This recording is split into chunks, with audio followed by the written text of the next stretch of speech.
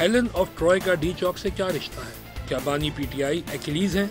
इस्लामाबाद में Trojan horse का हरबा कितना कामयाब रहा? सीनियर सहाफ़ी और तज्ज़ियाकार सुहेल बड़ाइच के अपने ताज़ा कॉलम ये सब जादू का कारखाना है में इंकशाफात। सुहेल बड़ाइच ने अपने नए कॉलम में पाकिस्तान तहरीक इंसाफ के डी चौक तक मार्च पर तंज किया। उन्होंने बुशरा बीबी को रानी, इमरान खान को राजा और मुजाहिरीन को जिनों से जोड़ा।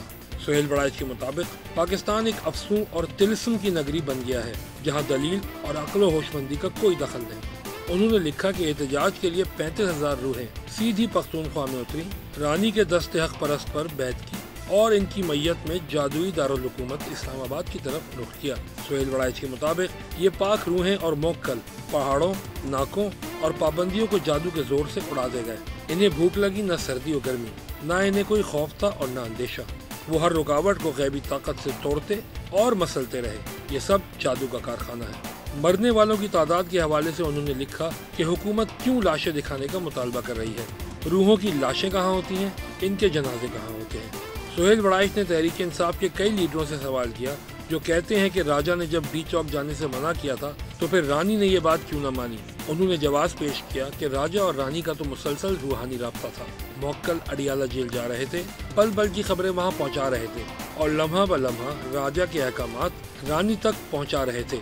फोन फेल हो सकते हैं, वाईफाई बंद हो सकता है, VPN धोखा दे सकते हैं, मोक्कल नाकाम नहीं हो सकते। मार्च की नाकामी पर सुहेल बड़ाइच ने लिखा कि अगर ये जादू था तो जेल के ताले पिघल कर क्यों न टूटे, मोक्कल राजा को जेल से क्यों न निकाल सके। उन्होंने अपने मखसूस अंदाज में समझाने की कोशिश की कि ये मार्का पाक और नापाक कुव्वतों, रूहानी और मादी ताकतों, नेक जिनों और बद जिनों के दरमियान था। ये 35,000 पाक रूहें थीं, रूहानियत से मालामाल, नेक जिनों और मोक्कलों के हमरा। मुकाबिल शैतानी ताकतें थीं। शैतानी ताकतें कई बार रूहानी ताकतों को शिकस्त दे डालती हैं। बड़े बड़े रूहानी लीडर शैतान के झांसे और मुहासरे में आकर हार जाते हैं, मगर ये शिकस्त दायमी नहीं, आर्जी होती है। बिलाखिर तो हक, सच और रूह ने ही जीतना है, झूठ और जिस्म तो बिलाखिर हारेंगे। सुहेल बड़ाइच ने लिखा कि कई नापसंदीदा लोग रूहों की रानी के गायब होने को हद पे तनकीद बना रहे हैं। इनसे कोई पूछे कि अगर रानी आखिरी जंग जीते बगैर शहीद या गिरफ्तार हो जाती तो फिर बाकी की जंग कौन लड़ता। सुहेल बड़ाइच ने डी चौक मार्के का दुनिया की पहली दियोमालाई जंग ट्रोजन वॉर से भी मुवाजना किया। इस जंग में भी कई देवता, जिन और मोक्किल शामिल थे। हेलेन ऑफ ट्रॉय के हुसूल के लिए लड़ी गई ये जंग दुनिया भर के अदब, बिलखुसूस अंग्रेजी और यूनानी अदब की हसास समझी जाती है। सुहेल बड़ाइच ने इस दियोमालाई जंग के 2 वाक़यात याद किए। एक वाक़या यूनानी दियोमालाई हीरो एक्लीस की एड़ी पर लगने वाले तीर का है। एक्लीस को देवताओं की दुआ थी कि उसके सारे जिस्म पर तलवार, नेज़े और तीर असर नहीं करते, ताहम इसकी एड़ी इस असर से मुबर्रा थी। इस्लामाबाद लॉन्ग मार्च की दियोमालाई कहानी में रानी की एड़ी आड़े आ गई।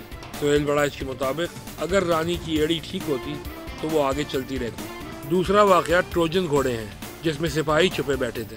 महावरतन ट्रोजन घोड़ा ऐसी धोखा देने वाली हिकमत अमली को कहते हैं जैसे यूनानियों ने लकड़ी के इस घोड़े को जानबूझकर छोड़ दिया। ट्रोजन इसे लूट का माल समझकर शहर के अंदर ले गए। रात को छुपे हुए यूनानी सिपाहियों ने शहर के दरवाजे खोले और यूं ट्रॉय को शिकस्त फाश हुई। मार्का इस्लामाबाद में भी झांसे और फंदे के तौर पर शहर के अंदर रूहों को आने दिया गया और फिर नापाक शैतान जिनों को उन पर छोड़ दिया गया।